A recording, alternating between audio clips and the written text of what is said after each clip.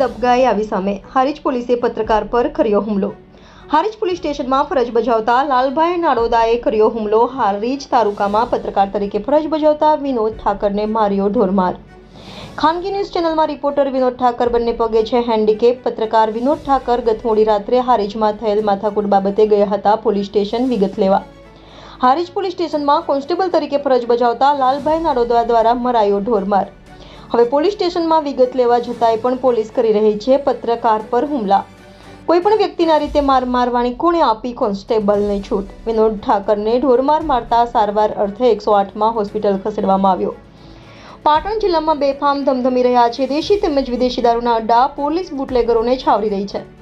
જિલ્લામાં ધમધમતા દારૂ જુગાર તેમજ વલ્લી મટકાના અડ્ડાઓ છતાં પોલીસ મૌનસેવી મેળવી રહી છે મસમોટી મલાઈ અને નિર્દોષ લોકો પર હુમલો કરી ઢોરમાર મારી પોતાનો ખોફ બતાવતી બાહોશ હારીજ પોલીસના કોન્સ્ટેબલને કોણે આપી સત્તા?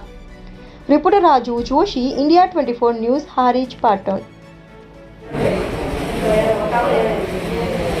હું પત્રકાર તરીકે કામ કરું છું। ગઈકાલે રાત્રે હારીજની અંદર અસામાજિક તત્વો દ્વારા અવારનવાર દારૂ અને જુગારના ત્રાસના કારણે લોકો દ્વારા હેરાન થઈ રહ્યા છે। ત્યારે ગઈકાલે રાત્રે કંઈક બનાવ બન્યો કે નાડુદા પટેલ છે તેને કોઈ અસામાજિક તત્વો દ્વારા છરી મારવામાં આવી। તે બાબતે હારીજ પોલીસ સ્ટેશન હું માહિતી લેવા ગયેલ તો હારીજ પોલીસમાં લાલભાઈ નાડુદા નામના વ્યક્તિ દ્વારા એવું કહેવામાં કે તમારે ટેલિફોનની માહિતી લઈ લેવાની, અહીંયા પગ નહીં મેળવવાનો, એટલે તમને પણ ભાગી નાખવામાં આવશે। એવું મારી જોડે બે પણ સાક્ષી હતા અને સીસીટીવી કેમેરા છે, પણ હારીજ પોલીસે જો સીસીટીવી કેમેરા લાવવું હોય તો સીસીટીવી કેમેરા પણ ચાલશે। મારા પર હુમલો કર્યો।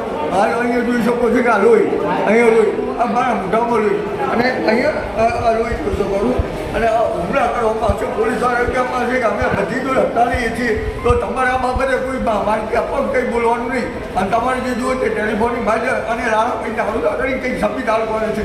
જ્યારે હમણાં એક 10-15 દિવસ અગાઉ એક ચોરીની માહિતી હતી, એની અંદર પણ એક કંઈક પોલીસ ફરિયાદ થઈ હતી અને લાલાભાઈ નાડુદા છે તે જંભાવ પોતાની મનમર્યાદા રાખે છે અને જાતિવાદ રાખે છે। તો આ બાબતે આગળ જિલ્લા પોલીસ વડે કે ગુજરાત કમિશનર યોગ્ય તપાસ કરજો। પીડીઆર ચોથી ચાકરી કહેવાય અને બીજા ચોથી ચાકરી પર હુમલો કરવામાં આવે તો પછી અન્ય લોકોનું શું રહ્યું? તો આ બાબતે યોગ્ય તપાસ કરવામાં આવે, સત્ય શું છે તે સીસીટીવી બહાર આવશે।